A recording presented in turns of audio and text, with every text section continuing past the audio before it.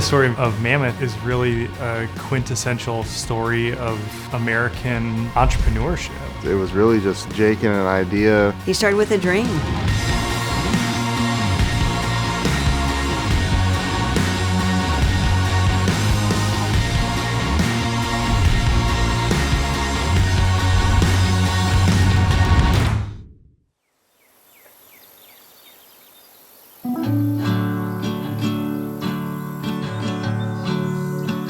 The beginning of Kansas Turf and Mammoth, to me, is the John Deere 318.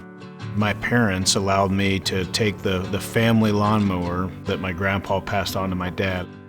Well, that boy was apt to get on a mower and go mow half the neighborhood. Here I am, a second grade kid, and I'm out there charging neighbors $20 a pop. My dad did everything he needed to do to help me, whether that was sharpening blades or getting gasoline. I was taught at that early age that entrepreneurial spirit. I tried going the college route, and I was in college for a really long time. Played college athletics and then enjoyed a coaching career. And then I came home and got involved in my uncle's business. His sod farm was booming at the time. I worked at the farm running the sod cutter every day, and he was out installing it for my Uncle Rick. We're out there busting it without getting too far in life. Call it luck or call it destiny, but whatever it was, we started asking my uncle if we could moonlight some of the jobs that he wasn't interested in. So he let us use and rent the equipment after hours, and then on the weekends we would go install sod on a football field or a landscape project. It was shortly after that. He was struggling with the decision. God, do I stay here? Dad kind of stared me in the eye and he was like, Hell no. You need to get out on your own.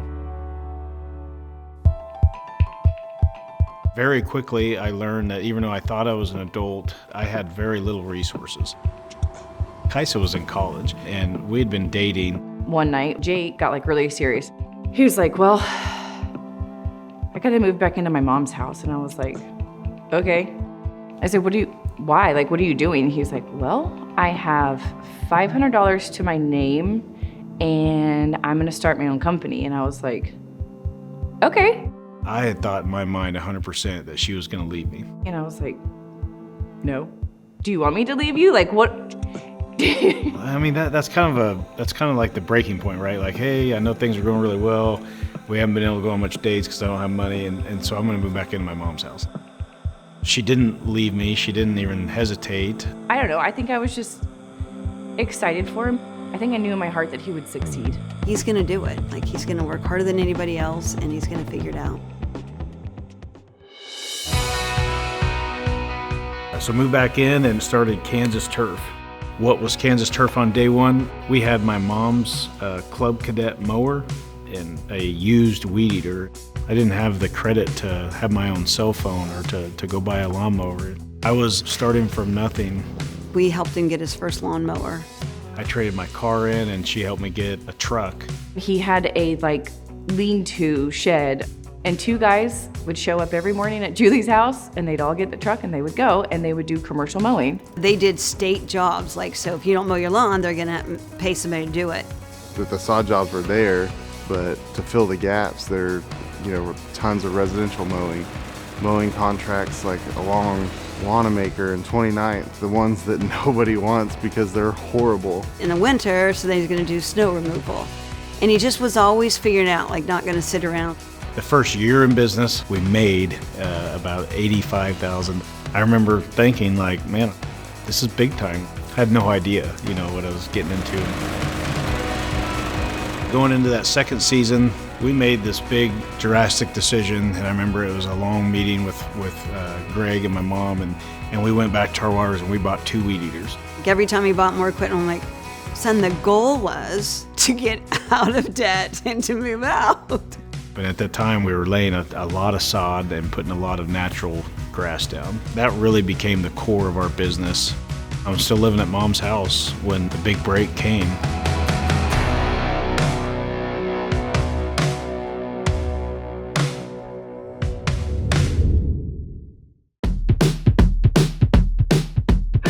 This phone call comes in about a big job and way bigger than I thought we could handle. And I found out who the person was that was making the decision. They were a long ways away. I asked Kaisa, I said, hey, I need to go talk to this contracting officer in person and try to win this job. And so I used Kaisa's college credit card.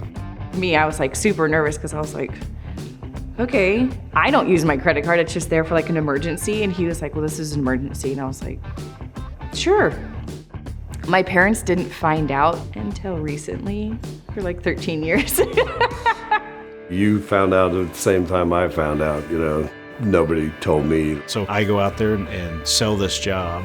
They were asking questions about our capabilities and our manpower and our equipment. I was like, yes, I'm 100% confident I can do this, and yes, we'll have everything we need. And so I flew back home with this. It was an over $1 million contract and a big deal. Went to the banker and said, hey, I need a lot more things than what I have right now. And I was able to give her the money to pay the bill, so it's not like we took any money from them. I'm glad it worked out. Glad I didn't get stuck for the bill. It all worked out. So that was kind of the first explosion of Kansas Turf. He was just overwhelmed with trying to do everything, admin-wise, payroll, contracts, and then he was trying to do the actual work. He was really good at one of those things and not good at the other ones at all. So I took on all of the Kansas Turf admin stuff. We're working around the country. Sleepless nights, sleepless days. I worked everywhere from Biloxi to St. Paul, New York, Pennsylvania, San Antonio, Santa Fe, New Mexico. The Alaska cemetery job, we're the only ones crazy enough to respond to that thing. I missed Millie's first 6 months of her life working in San Antonio and would try to come back whenever I could. That's what we did back then. It sucked. It did. It was long. Bryce, Jake, Kaisa and I are very close. Kaisa and I started having kids at the same time as Kansas Turf was changing and changing. I think that also helped push those boys to get those jobs and say yes to so many jobs and work so hard when they were first starting.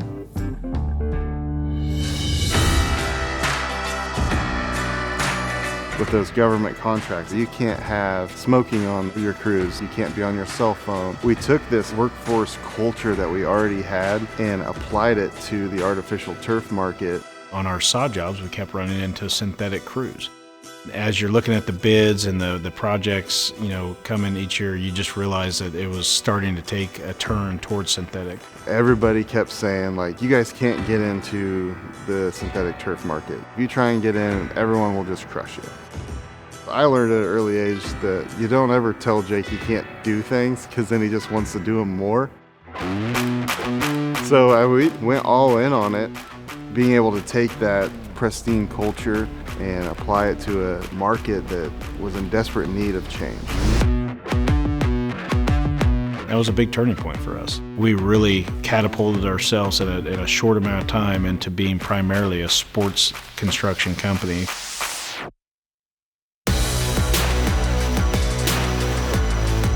The company at Global called and they said, hey, would you guys be interested in removing the turf from the New Orleans Superdome? And yeah. They're like, well, here's the deal. You only have 4 days to do it. We didn't have enough people to do our own jobs, let alone go down to New Orleans for a week at their beck and call and start a project at midnight. So we called up some of our best friends and hey guys, you guys want to go to New Orleans? We'll pay for everything. They didn't realize that we were going to work 65 hours in 4 days.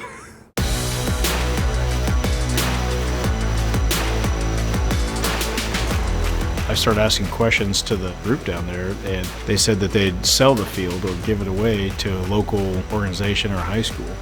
I put Jeff West's name in that hat, and I said, hey, we'd love to have it at Jeff West, and here's why. They agreed. Jake lines up 58 semis, and we loaded it all up and brought it back to Meriden, and that's the field we put in for Jeff West.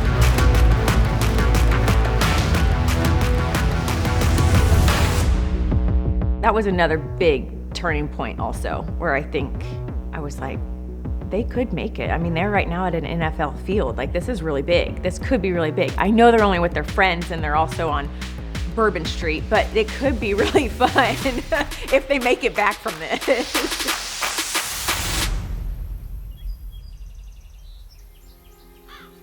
One of the first days of us being here, we were all, probably like 5 of us in the conference room, and it was a folding table at the time. And we were writing down our goals, our 1-year goal, our 5-year goals, and 10 years goals. And I remember thinking we were thinking so big, and we beat them all within like 6 months. We had kind of started making some rumblings in the industry of, hey, these guys can actually build a good field.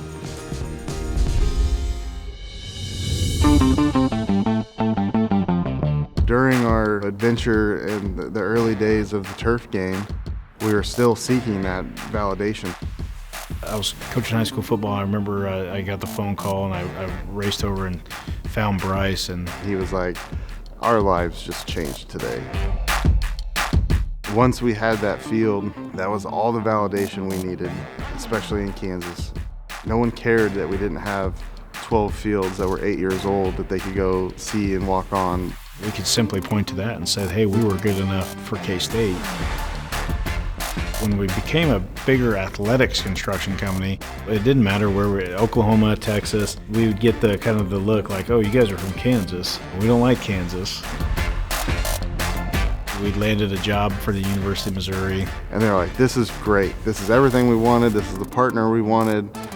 You guys can provide us everything we need, but I cannot write a contract or stroke a check to Kansas Turf. This company name, you hired us. Like, he said it can't be on our shirts, and we weren't going to write a check to Kansas Turf either. I won't do it. My donors won't do it. It's not going to happen. They actually made the check out. It was KS Turf. He was like, you guys got to figure something out. We are a trusted name in the industry. Now we're getting bigger and pressing further. Introducing Mammoth Sports Construction. A field is never just a field.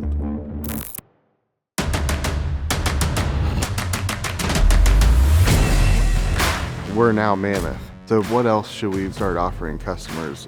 You know, when we start asking these questions to people that we trust in the industry and some of our partners, they were like, the way you go about your business, the way you handle it, how transparent you are, how you walk us through things, they're like, I would hire you to do anything. So we're like, all right, sounds like we need to do everything.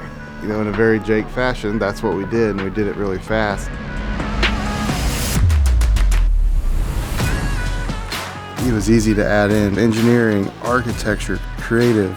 The power of those things together, what that does for us to make projects come to life, just can't be measured. Consult, create, construct. Between those three things, we feel like we can do anything and everything for our customers. If you look at our success, we're still doing the same thing today that we did all the way back when we were trying to figure out if we wanted to hire another person and buy another weed eater. We're investing in people. That's the Mammoth way.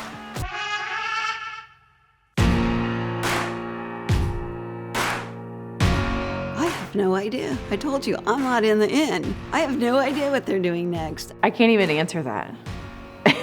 I do know that we're not done. Every business that we have just keeps growing and keeps getting better. Good people keep coming. The Mammoth that I met 2 years ago is decidedly different than the Mammoth that exists today. And the opportunity to be a part of the growth as we move forward is something I'm very excited about. If the team has a dream, it's a race to get it done. Like, it's not that it's not gonna happen, it's just like, how soon can we make it happen? It's never if. And that's why Mammoth is what it is. To try and predict where we're going to end up would be foolish. I think that's going to depend on the people that we're bringing on and where they're going to take us. Buckle up, enjoy the ride.